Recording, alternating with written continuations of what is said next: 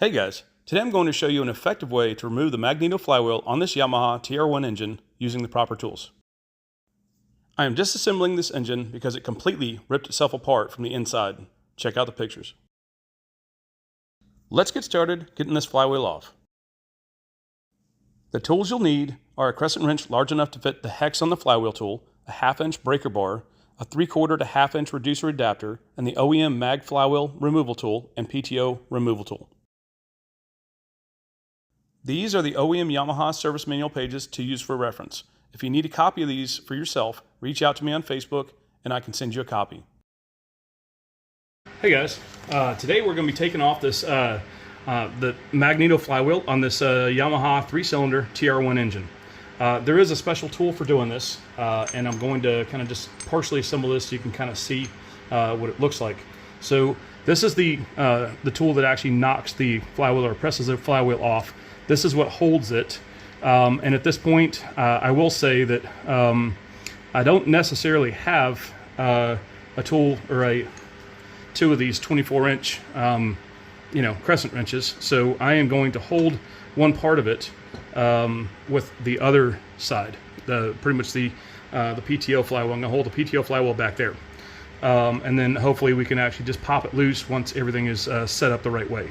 So this is what the Magneto flywheel tool looks like. It actually has these little magnetic pieces that actually go in there. They slide down into there, and they just kind of lock up on this recess right here. So the first thing we need to do is get this bolt off. I am able to take it off with a battery operated Dewalt tool like this. So I'm going to zip that off first, and I'll show you how we set this up.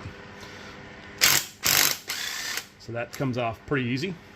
That's just the main flywheel. It actually has a washer on it right there. We're going to put that aside. And so the next part here, probably doesn't matter if it's kind of oily, it might actually come off easier. The next part is putting this portion on right here.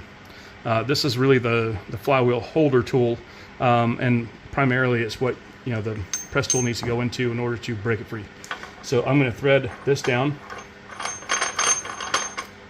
as far as I can get it. I'm probably just going to end up needing to just zip it down.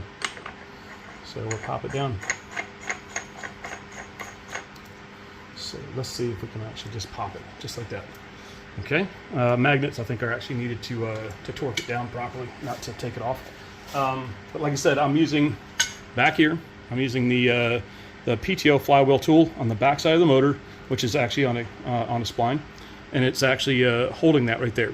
I'll show you that, in a minute. But at this point, all I'm trying to do is get this to where it'll pop off, and I mainly needed this to hold the flywheel steady. And we're going to try to pop it like this. So hopefully with the crankshaft staying steady, with the PTO being tightened down, we're going to be able to just pop this like it should. Just like this, okay, let's see.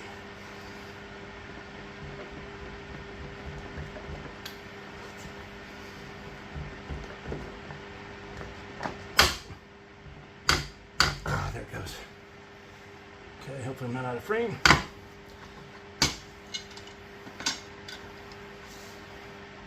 There we go. See that? Okay, just take a little bit of effort. See it sliding. It's coming off. Okay. So what you want to do? This has a clutch built into it. You don't want to lose any pieces. Just gotta try to pull the whole thing out together, just like that. And you can take it back apart after that's locked down. So I'm just going to tell you. Just got to get the tool and take it loose. But this is a clutch.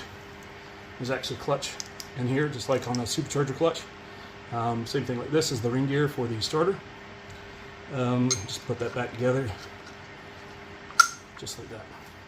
So it spins freely. The magnets may not have been needed for removing the flywheel the way I did it, but they are needed to torque the flywheel on the engine properly. I'm going to show you what I'm using on the PTO side of the engine to hold the crank steady so I could remove the flywheel properly. All right guys, here we are. This is actually the special tool needed for holding the PTO coupler on a TR1 engine. It goes right on like that. It pretty much just holds all the fingers steady.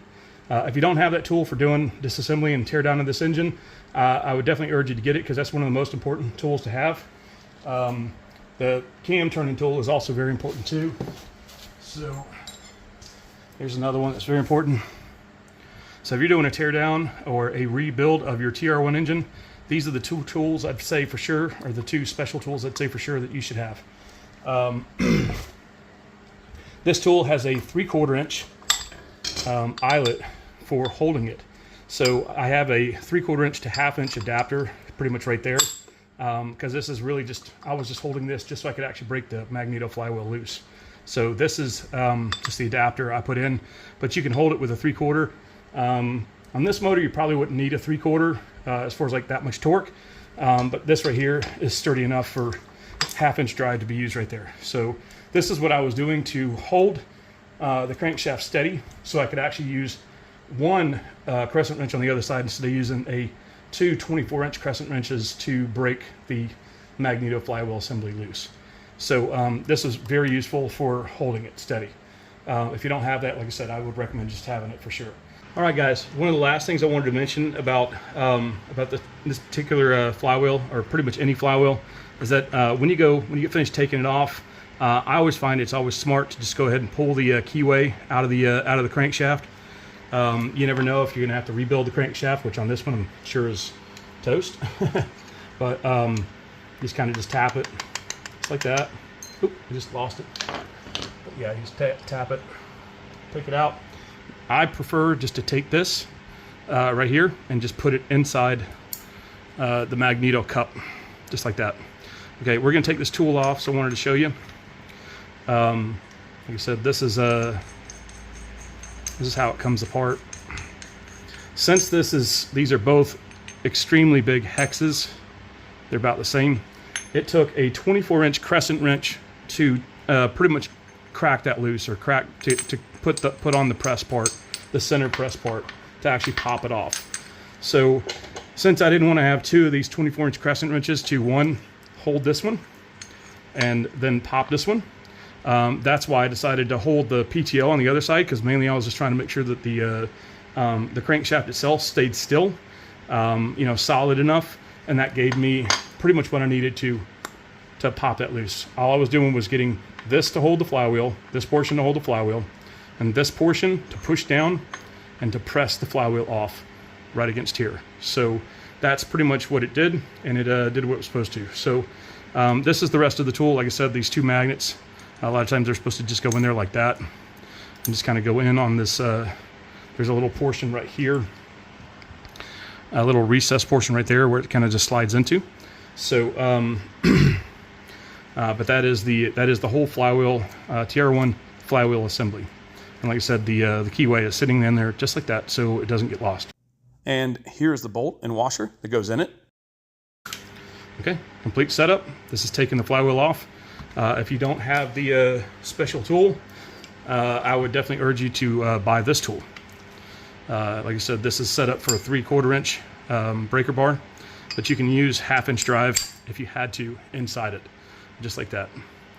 And this is to hold the PTO while you take or use the press part and the press portion to pop the flywheel off. After disassembling and rebuilding or replacing multiple TR1 engines, I have found that all three tools shown in this video were a necessity for servicing TR1 engines. Check my description and links on the video for all of the products and tools I use and recommend.